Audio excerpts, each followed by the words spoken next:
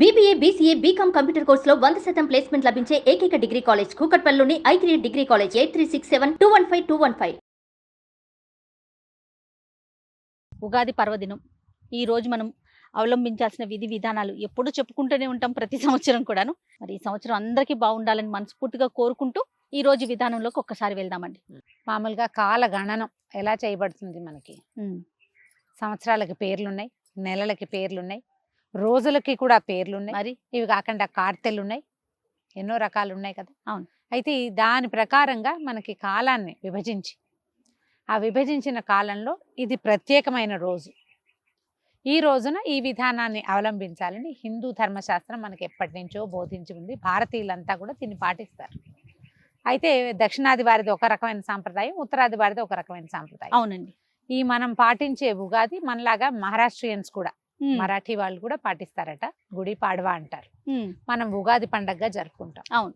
అయితే ఏ నక్షత్రం ఉంటుందో, పౌర్ణమి నాడు ఏ నక్షత్రం ఉంటుందో ఆ నక్షత్రపు పేరుతోటి ఆ మాసాన్ని పిలుస్తారు.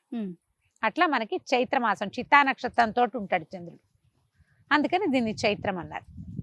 చిత్ర నక్షత్రం పేరు, ఆ చిత్రతో ఉన్నాడు కాబట్టి చైత్రి అని చైత్ర మాసము అని చెప్తారు.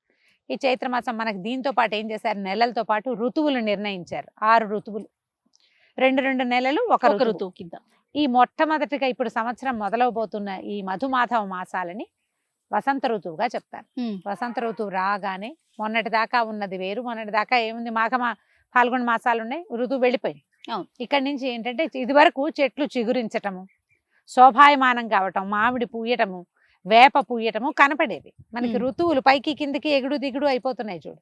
ఆ ఈ ఎగుడు దిగుడు అయ్యే కాలాల్లో మనకి ఈ పాటికే వేపత వచ్చేసి రాలిపోయి కాయలు వచ్చేసి మామిడి పూత కాస్త పిందెలయ్యి పళ్ళు వచ్చే పరిస్థితి కూడా వస్తుంది. అవును.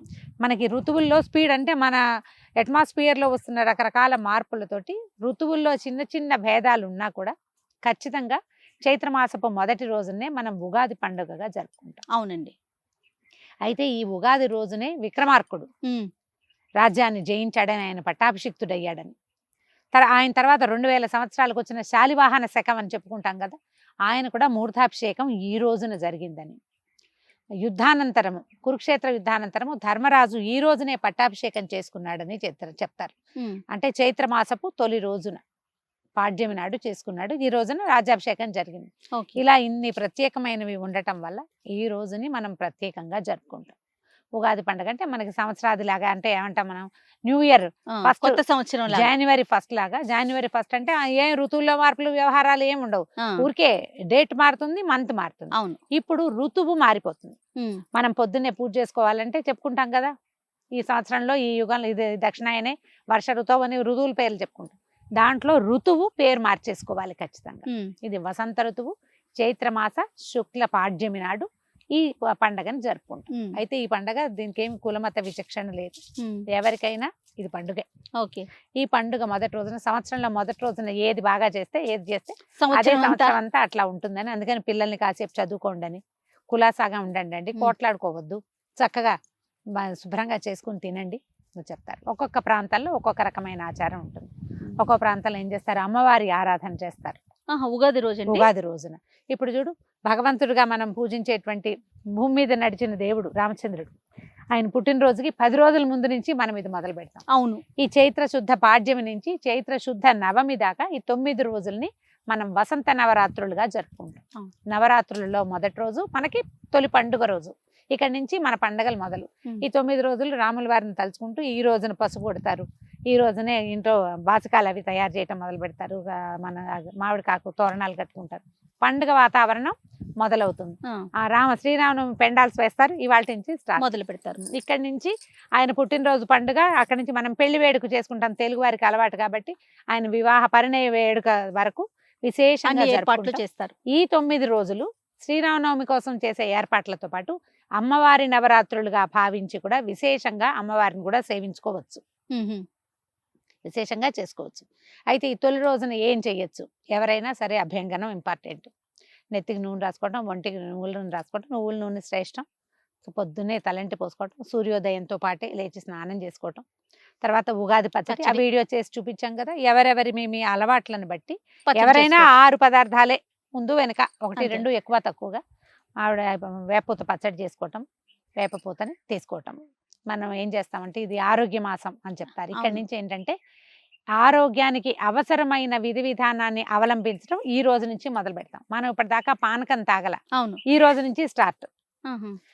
ఇక్కడి నుంచి 9వ రోజున చేసే శ్రీరామనవమి రోజున మనం ఏం పంచి పెడతామమ్మా, అందరికీ పానకమే పంచి పానకం, వడపప్పు, ఆడపప్పు. ఈ ఎండాకాలం తప్పకుండా మామిడి పానకం, అదే మన బెల్లం పానకం బెల్లం పానకం. తీసుకోవాలి. ఆ. దాంతో పాటు కొన్ని మామిడి ముక్కలు కూడా వేసుకోగలిగితే మంచిది. సీజన్ మారిపోవటం వల్ల రకరకాల వ్యాధులు వస్తాయి, ఎండ పెరుగుతుంది, సూర్యుడు తేజరెళ్ళుతాడు కదా, అవును. ప్రకృతి శోభాయమానంగా ఉంటుంది. దేని వల్ల? ఎండ వల్ల.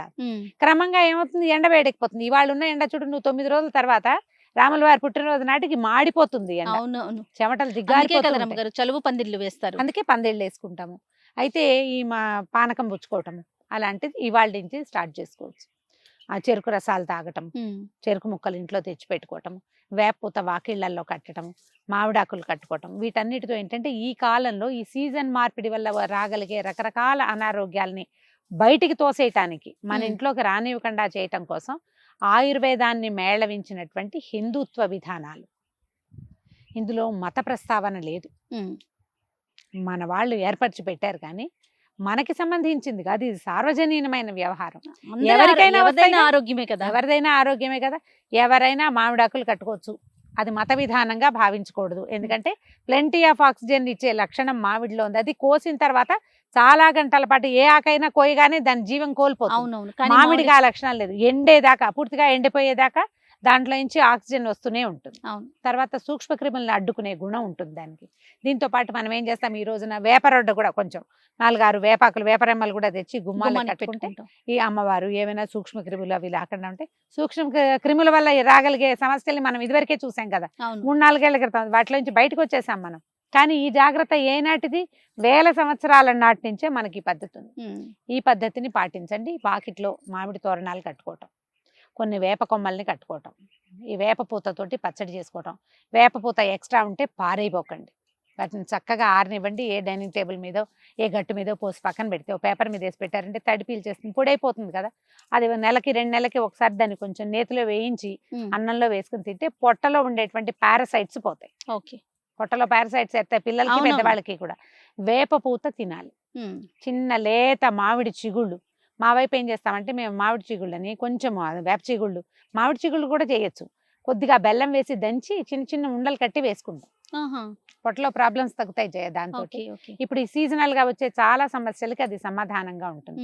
పండుగని ఒట్టి పండుగగా కాకుండా ఆరోగ్యవంతమైన పండుగగా చేసుకోవచ్చు. దీంతో పాటు అమ్మవారికి ఉపహారాలు ఎత్తటము, అమ్మవారి నైవేద్యాలు పెట్టడం అని ఒక విధానాన్ని పాటిస్తారు. గోదావరి జిల్లాల వైపు ఉంది, తూర్పు మనము వైజాగ్ ఆ వైపు కూడా చేస్తారు. మన తెలంగాణ ప్రాంతంలో మరి అమ్మవారికి ఏం నివేదన పెడతారో అంత గట్టి అవగాహన లేదు నాకు. ఇక్కడంతా కూడా పచ్చడి చేసుకుంటారు, ఉగాది పచ్చడి చేసుకుంటారు. ఆ వైపు ఏం చేస్తారంటే అమ్మవారి కోసమే ఒక 5 రకాల నైవేద్యాలు చేస్తారు.